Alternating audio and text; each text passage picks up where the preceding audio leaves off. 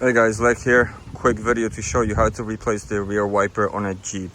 In this case, it's a Jeep Grand Cherokee 2014 through 2021. But the idea of this will be for most cars and definitely most Jeeps.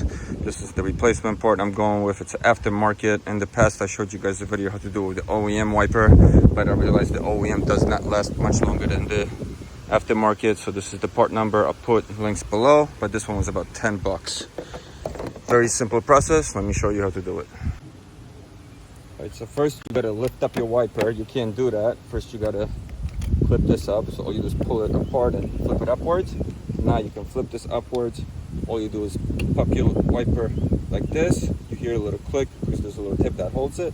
And all you do is pull it out. And this is literally what's holding it right here. This just snaps in there. So now we just grab the new one.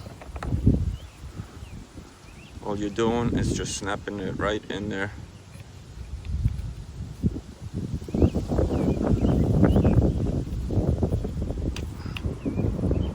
So it clicks in, snap it in downwards, and you are done.